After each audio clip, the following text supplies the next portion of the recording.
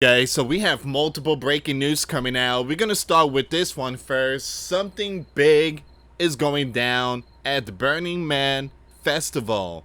A huge, massive dust storm.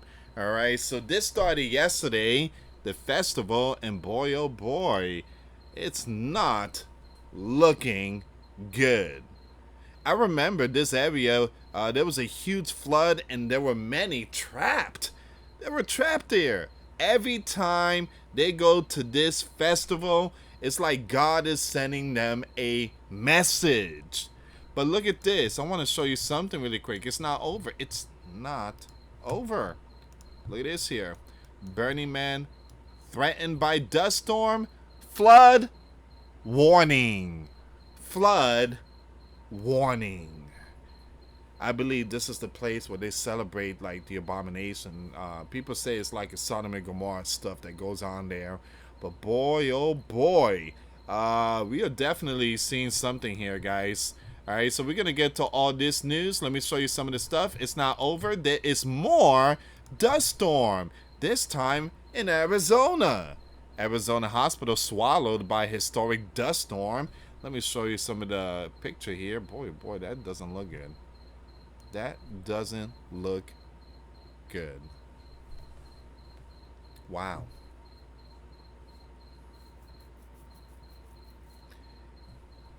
What are your thoughts? Leave comments down below. Now this video is from today. Now ignore the bottom one that says July 25th. Just ignore that one.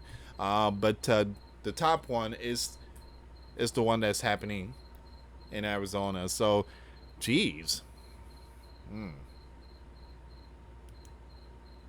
Got earthquakes going on. We got floods going on. Wars going on. I mean, man.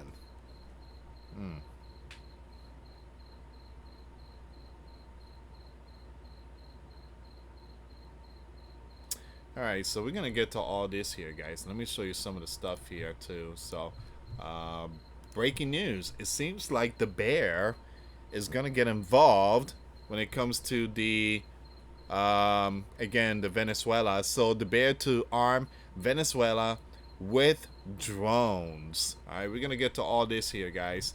And we do have more breaking news. And for the, what is this, the fourth time already? The bear warplanes intercepted near Alaska for the third time in a week. I guess Vladimir is sending Donald a message. You flew that B-2 Spirit bomber over my head. Well, you're going to be seeing a lot of my planes near Alaska. So we do have a lot more news coming out, guys. Before I start, for those of you that want to send us letters or prayer requests, you can send it to me, US Santiago, or my wife, Jessica Santiago, at 3432 US Highway 19, number 2, Holiday, Florida, 34691. And for those of you that want to help and support the channel, we do have the Cash App link and the PayPal link in the comments box and also description box. Thank you again for your support. Your support is what keeps us on air. The bear updating nuclear program amid colossal threat from west. We do have some more breaking news coming out. Hold on, it's not over. Massive blaze in Oregon threatens 4,000 homes as officials warn winds can shift at any moment. Wait, we have more. All right, we're gonna get to all this here, guys. The dust storm, but we do have this one here. This is kind of strange. A giant chunks of the seafloor are mysteriously upside down. Scientists find. Wow. Tectonic plates and everything is shifting. I just posted a video not too long ago about South Carolina. You have officials are urging people out there to make sure you have insurance options. Make sure that you have your preparation kit ready. In Arkansas, they have National Guard training for mega quake, the new Madrid. And you guys already know California is also they're receiving more funds to prepare for the big one. We are definitely seeing some stuff here, guys, when it comes to the ground shaking. So it's very important that people prepare spiritually, physically, and mentally. We're gonna start with the burning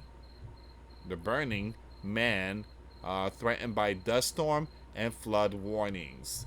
You guys already know this place, oh man, it's like a Sodom and Gomorrah. All right, so let's start with this one first. All right, let me just fix something really quick here.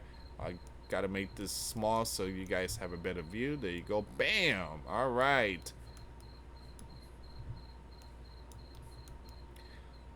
The Burning Man attendees faced the threat of dust storms and heavy rain as the festival opened, with the National Weather Service issuing weather alerts for northern and central Nevada. So, why it matters? Burning Man is a week long festival set in the desert where attendees create art, music, culture. The festival is staged in Nevada's Black Rock Desert, within Black Rock City, a temporary settlement built just for the event. It emphasizes community and inclusivity, taking its name from the effigy burned on its penultimate night. Okay, so the encirclement weather threatens to put a dampener on the opening days of the festival, expected to be attended by some 70,000 up to 80,000 people. Ugh.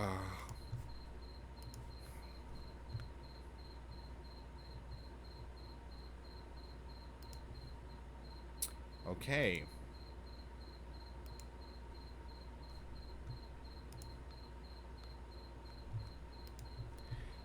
So, what to know? The San Francisco Chronicle reported that campsites that had been erected early were damaged after a dust storm hit the desert before the festival began. Wow! Ooh, that is a sign from the heaven. A dust advisory issued Saturday by the National Weather Service said that a wall of blowing dust coming off the Smoke Creek and Black Rock Desert Playa areas was moving north at around 30 miles per hour. The agency warned of sudden reduction in visibility, which could be to less than a mile. It advised that travel should be delayed. Wow.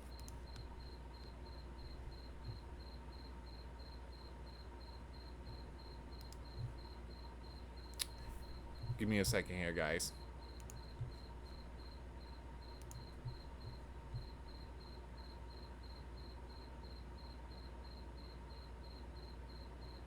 So it says here, footage shared on social media appeared to show festival goers attempting to secure their tents amid the dust storm. Now it says here on Sunday, the National Weather Service warned that scattered thunderstorms were expected in the northern and central Nevada until 10 p.m. That evening, a few of which could be strong, is said. The agency said wind gusts near 50 miles per hour will be possible and that localized flooding could occur. Party's over. Again, the party haven't even started. Man, but party's over. There's no stuff going down out there. And again, for those of you that don't know, things go down in this area. I mean, we talking about, again, like biblical stuff like Sodom. If you're on the playa at the Black Rock Desert, you may very well be in for a muddy mess Monday through Wednesday. A forecast issued from the National Weather Service office in Reno on Sunday said. Here's the thing, too. All right, most of these people that go visit this desert, they bring their RV, their campers. All right, and here's the problem: when it floods, those campers are not moving. Those RVs are staying there because it's all desert, it's dirt. So when it rains, that tire is just stuck in there. It's not getting out. They're gonna be stuck there. And I remember, I think it was last year or the year before, they were out there. They were stuck, and it seems like they were there for a very long time. And I guess they was gonna send the military to bring in the food and water and stuff, because they were, again, their RVs were stuck there. It says here, showers and thunderstorms will be possible for the region through midweek, the National Weather Service said. At this point, they need to go. They need to leave. They need to get out of Dodge. An update from festival organizers issued early Monday said that the rain and wind has stopped in Black Rock City and that the ground was beginning to dry. So what people are saying? Well, the National Weather Service Forecast Office in Elko, Nevada said in a post on X Sunday, monsoonal moisture will surge northward into most of northern and central Nevada today through Wednesday, resulting in a likelihood of wetting thunderstorm each afternoon and evening. Heavy rain may result in minor flooding of recent burn scars, streams, and creeks. So what happens next? Well, the Burning Man Festival takes place from August 24th to September 1st. And boy, oh boy, it's not good. You got flood too? Flood and dust storm. I believe our Father in heaven is sending a strong message. A very, very strong message. I want to bring this up too.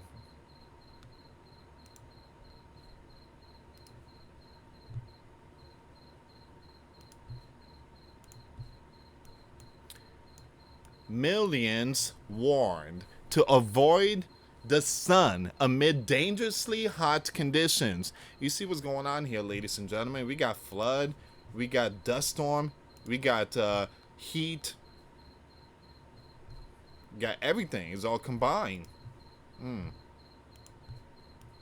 Millions were under heat-related alerts from the National Weather Service on Monday, with the agency warning of dangerously hot conditions in multiple states. So why it matters? Well, according to I'm going to skip those three letters, extreme heat can trigger heat-related illnesses, particularly among vulnerable populations such as older adults, young ones, and those with certain conditions. The agency notes that extreme heat contributes to more than 700 deaths across the U.S. annually. Rising temperatures can also worsen ground level ozone pollution, potentially compounding existing health risk. It says here what to know. Well, the extreme heat warnings issued when extremely dangerous heat conditions are expected or occurring, and heat advisory, which are less severe, cover parts of California, Oregon, Washington, and Idaho on Monday. So in California, the National Weather Service says cities including Bakersfield, Fresno, McKittrick, and Coalinga could see dangerously hot conditions with high temperatures up to 104 degrees Fahrenheit, in a warning that was in effect until early Monday. In Washington, Seattle, East Side, and the lowlands of Pierce and southern King counties face hot conditions with high temperatures ranging from the upper 80s to low 90s through 5 a.m. Wednesday, according to the National Weather Service. Portland, Oregon, and surrounding areas could expect high temperatures of 90 to 98 degrees, according to an alert in place until 11 p.m. PDT time, Tuesday at the time of writing.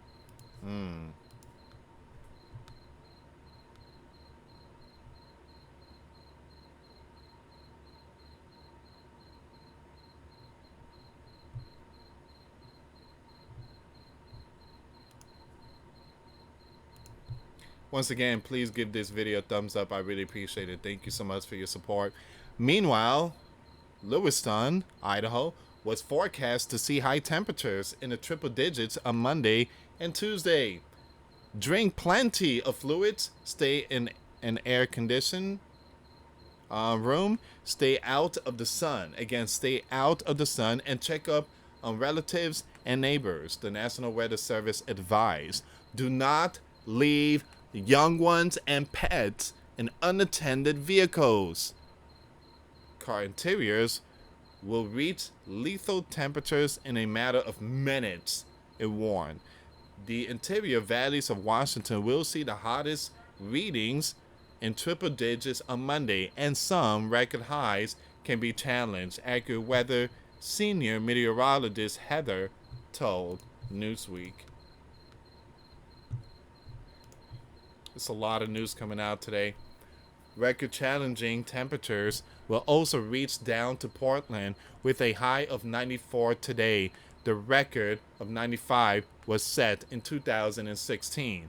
So what people are saying? Well, the Accurate Weather senior meteorologist Heather told Newsweek the strong upper ridge causing this heat will hold on through Tuesday with temperatures in the hot spot from Monday just about as high and still challenging records. The ridge starts to break down on Wednesday, so temperatures begin to back off. Most places will still be up to 5 degrees above average, though, and warmer than average temperatures will continue through the end of the week. The National Weather Service Forecast Office, Portland, Oregon, said on X, August 22nd, it was hot today. It says here, several high temperatures records were broken across northwest Oregon and southwest Washington today, August 22nd. The heat isn't over yet. Extreme heat warning and heat advisory are in effect through Tuesday, August 26th. Stay cool, hydrate, and check on others. The National Weather Service, Spokane, Washington, said in a post on X Saturday, extreme heat warnings and heat advisory are in effect for today through Wednesday, August 23rd to the 27th, 2025. Several days with high temperatures in the 90s to low 100s and low temperatures in the upper 50s to low 70s will increase the risk for heat-related illnesses. So what happens next? The National Weather Service issues regular forecast updates on its website and social media channels. All right. So very important. There's a lot of good news coming out today. Okay. So now we're going to go with the next one.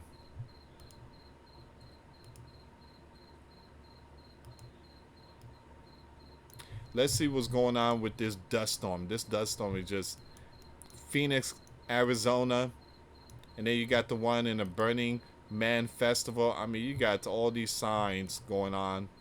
The National Weather Service is busy, guys. So, the National Weather Service of Phoenix has issued a dust storm warning for a significant portion of the valley that includes most West Valley cities like Surprise, Goodyear, and Glendale, Litchfield Park, and Poria. So in addition, most of Phoenix, including North Phoenix, are under the warning until about 6:30 p.m. unless it gets extended.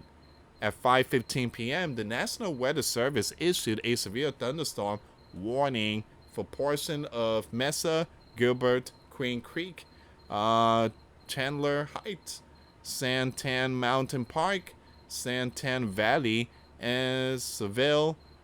It's in effect until 6 p.m. Man.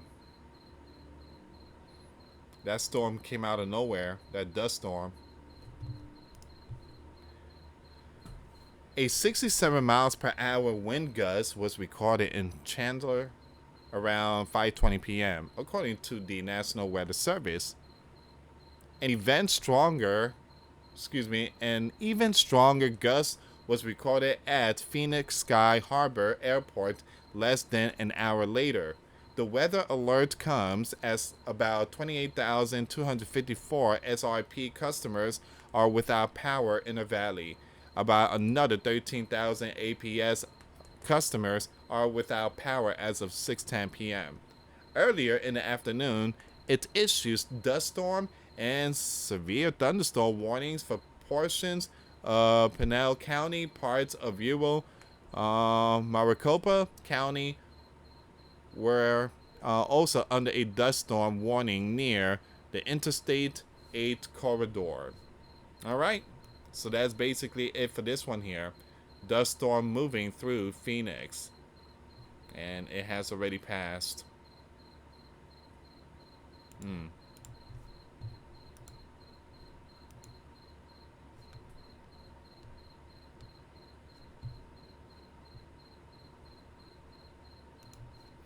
So let's see what's going on with this news here. We're gonna jump with nation against nation now. The Bear updating nuclear program amid colossal threats from the West. Let's see what's going on with this one here. The Bear top nuclear officials this week said Moscow is facing colossal threats and needs to update its nuclear capabilities. Without directly naming where the Bear chief nuclear threat is coming from, Director General of the State Atomic Energy Corporation, I'm going to skip all that info, said that the current geopolitical situation is a time of colossal threat to the existence of our country. Therefore, the nuclear shield, which is also a sword, is a guarantee of a sovereignty, he added, according to the Bear State News Agency, the RIA. We understand today that the nuclear shield must only be improved in the coming years. The comments came less than a week after the Bear leader Vladimir and the US leader Donald convened for a face-to-face meeting that marked the first time a U.S. leader has met with the Kremlin chief since the Bear invaded Ukraine in 2022. While Donald and Vlad appear positive following the talks, little seemed to have been concretely accomplished in the meeting, and hopes surrounding a Bear-Crane ceasefire appeared to decline as the week progressed.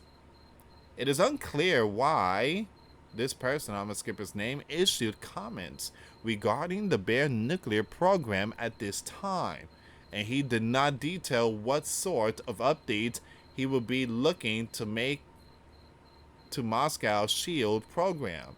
The U.S. Commander-in-Chief issued similar comments earlier this year when in May he announced his plans to develop the Golden Dome missile defense system, inspired by Holy Land Iron Dome defense system, and which is expected to cost at least $175 billion. Though security experts have been sounding the alarm when it comes to the Red Dragon escalating nuclear developments. Together, the Bear and the U.S. continue to possess 90% of the world's nuclear arsenal. All right. Once again, the Bear updating nuclear program amid colossal threats from the West.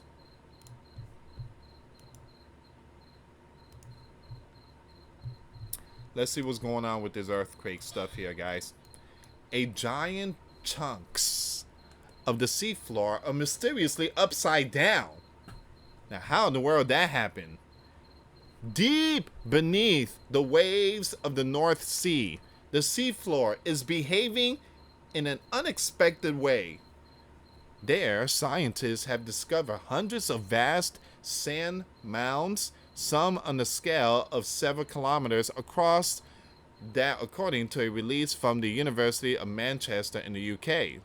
So these mounds pile atop structures known as the sinkites, the result of a process called the stratigraphic inversion, and never before have they been found in such large numbers.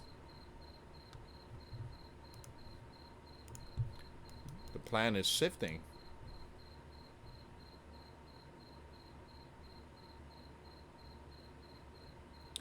This discovery reveals a geological process we haven't seen before on this scale. So, what we found are structures where dense sand has sunk into lighter sediment that floated to the top of the sand, effectively flipping the conventional layers we expect to see and creating huge mounds beneath the sea.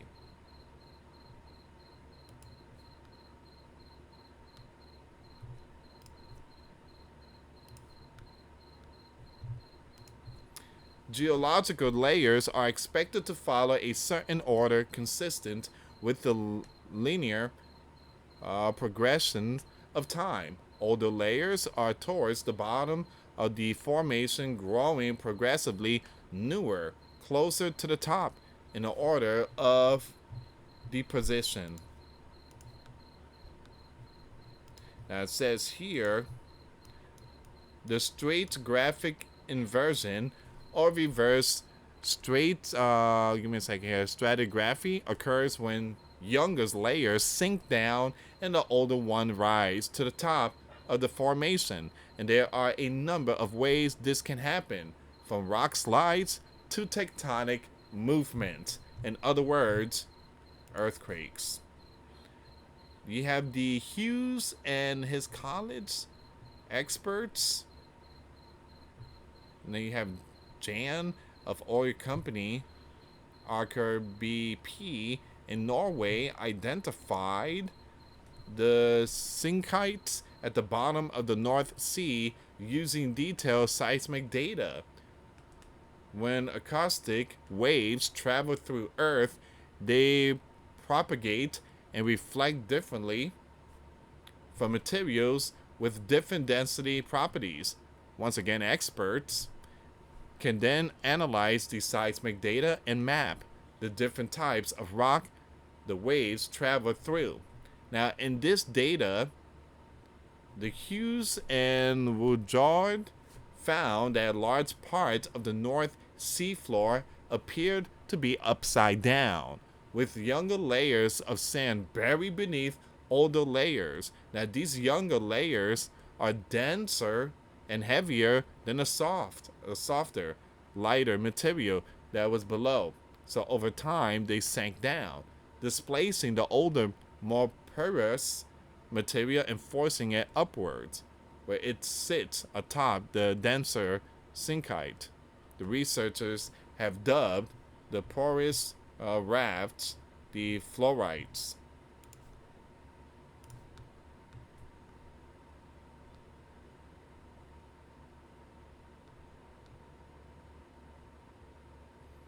Okay, so I'm just gonna give me a second here. I want to show you something really quick. Here's a picture. They believe that this process probably took place around the boundary between the Miocene and the Pliocene. About, yeah, now they're going with the 53 or 5.3 million years ago.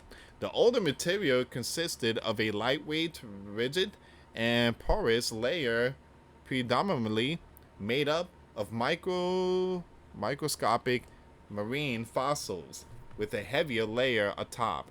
Now, again, guys, you know me, I don't go by millions of years and stuff like that. Scriptures give us exact date, how, when the world was created, but according to scientists, they have their own belief.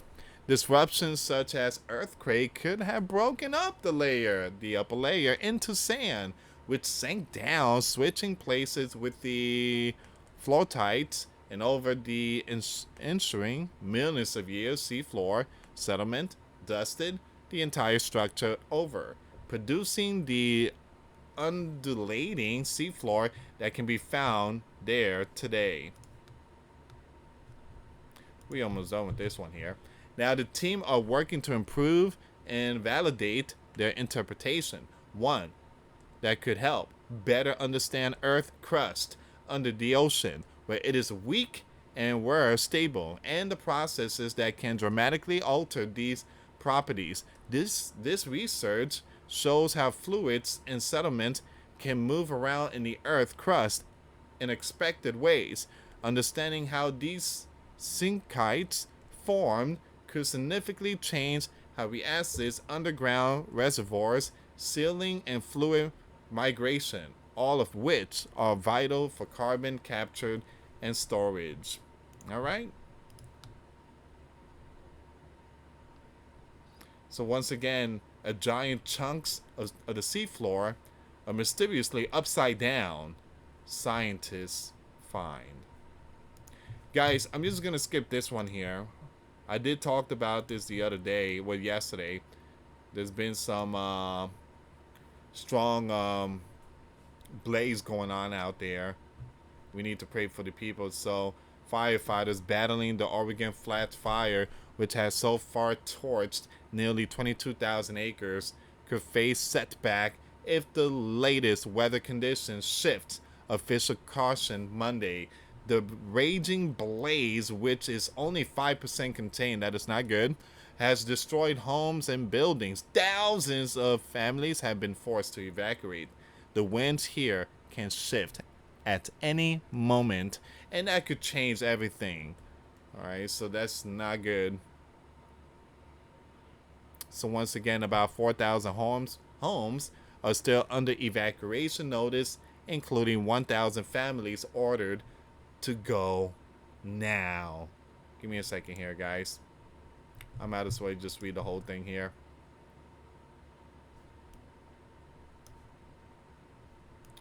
It says here officials have since mapped 827 structures still at risk within the fire's wide perimeter. Carr said crews were cautiously optimistic Monday afternoon after building new containment lines in the South Oregon area. The weather has cooperated in the sense that we had a small disturbance come through which provided some cloud over and raised the humidity levels. That has helped tamp down fire activity, but that could change at any moment if the winds shift or the sun comes back out, he said. Despite modern progress, officials stressed the volatility of the blaze. Spot fires remains a constant threat, sparked when embers jump existing fires line. They can create spot fires and smaller fires outside the perimeter that crews then have to attack, Carr explained. The governor invoked the Emergency Conflagration Act on Friday, enabling additional state resources.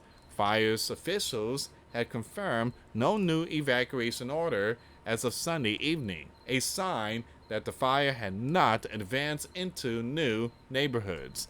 While containment remains minimal, authority emphasized that hundreds of homes have been spared thanks to aggressive firefighting and residents' proactive reduction efforts.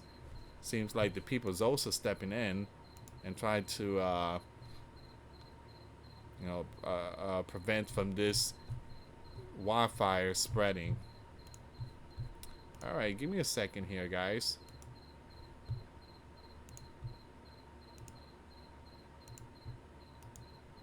So this is all the information here, guys, and I'm just gonna end it at this part. Usually I go a little more, like 40 or 50 minutes, but I went live on Patreon. It was 45 minutes, almost an hour. I went live today on Grand Supreme News. That was almost an hour. And this one here, again, you guys get the picture. It's been a long day. Lewis is very tired. And I had to go to the gym. And, there was a lot of stuff today. It was a very busy day. But I'm just going to end it here, guys. And for those in the Burning Mountain Festival, go home Again, there's a reason why that area keep getting hit by flood and dust storm and everything. God is speaking to everyone. Repent. What's everybody doing out there celebrating the abomination? Anyway, guys, thank you so much for watching, and have a good night. For those of you that want to send us letters, a prayer request, you can send it to me, US Santiago, or my wife, Jessica Santiago, at 3432 US Highway 19, number 2, Holiday, Florida, 34691. Once again, guys, $5 a month Patreon. We get you access to our live stream once a week. We talk about things that we cannot talk about on the platform. Also, I posted videos today. Those links will be in the comments box. Thank you so much for watching. God bless you all. Put your faith and trust in Jesus Christ, for He's the only way, the truth, and the life.